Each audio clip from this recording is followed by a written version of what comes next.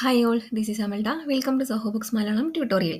ഇന്നത്തെ സെഷനിൽ നമ്മൾ നോക്കുന്നത് എങ്ങനെയാണ് ഒരു ബില്ലിൻ്റെ പേയ്മെൻറ്റ് റെക്കോർഡ് ചെയ്യുന്നത് എന്നാണ്.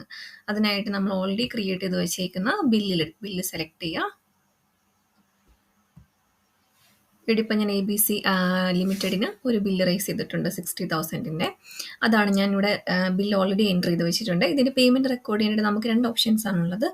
ഫസ്റ്റ് ഓപ്ഷൻ എന്ന് പറയുന്നത് നമ്മൾ ആ ബില്ല് ഓപ്പൺ ചെയ്യുമ്പം അതിൻ്റെ ടോപ്പിലായിട്ട് റെക്കോർഡ് പേയ്മെൻറ്റ് എന്നൊരു ഓപ്ഷൻ നമുക്ക് കാണാൻ പറ്റും, ഒരു ബ്ലൂ കളറിൽ.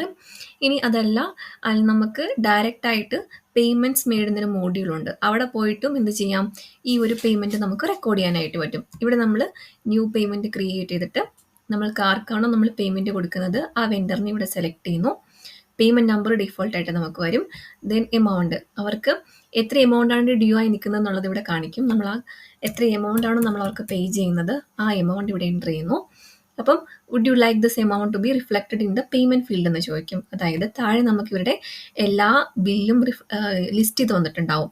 അപ്പം ആ ഒരു എമൗണ്ട് ഈ ഒരു ബില്ലിന് എഗനസ്റ്റ് നമുക്ക് സെറ്റ് ഓഫ് ചെയ്യണമെന്നാണ് ചോദിക്കുന്നത്. അങ്ങനെ ചെയ്യണമെന്നുണ്ടെങ്കിൽ നമ്മൾ എസ് കൊടുക്കുമ്പം നമ്മളുടെ ഒരു ബില്ലിൻ്റെ ആ ഡേറ്റ് വൈസുള്ള പ്രപ്പോർഷനെ ബേസ് ചെയ്ത് നമുക്ക് അത് പ്രീ ഫിൽഡ് ആയിട്ട് വരുന്നതായിരിക്കും.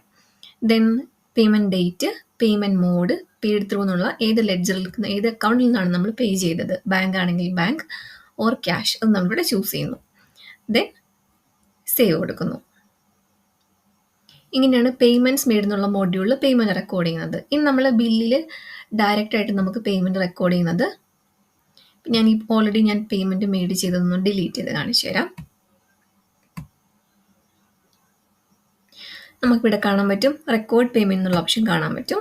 അപ്പം നമ്മളവിടെ ക്ലിക്ക് ചെയ്യുമ്പം നമ്മൾ എത്രയാണോ ബില്ലിന് പേയ്മെൻറ്റ് ചെയ്യാനായിട്ടുള്ളത് ആ എമൗണ്ട് ഇവിടെ വരുന്നുണ്ടാവും. ആ എമൗണ്ടിൽ നമുക്ക് എന്തെങ്കിലും നമ്മൾ കംപ്ലീറ്റ് എമൗണ്ട് പേ ചെയ്യുന്നില്ല എന്നുണ്ടെങ്കിൽ നമുക്ക് അവിടെ ചേഞ്ച് ചെയ്ത എമൗണ്ട് മാറ്റാവുന്നതാണ്. ദെൻ പേയ്മെൻറ്റ് മോഡ് ചൂസ് ചെയ്യുന്നു, ഡേറ്റ് ചൂസ് ചെയ്യുന്നു, ഏത് ലെഡ്ജറിൽ നിന്നാണ് പേയ്മെൻറ്റ് ചെയ്തതെന്ന് ചൂസ് ചെയ്യുന്നു, സേവ് കൊടുക്കുന്നു. ഇതാണ് നമുക്ക് ബില്ലിൻ്റെ പേയ്മെൻറ്റ് റെക്കോർഡ് ചെയ്യാനായിട്ടുള്ള രണ്ടാമത്തെ ഓപ്ഷൻ എന്ന് പറയുന്നത്.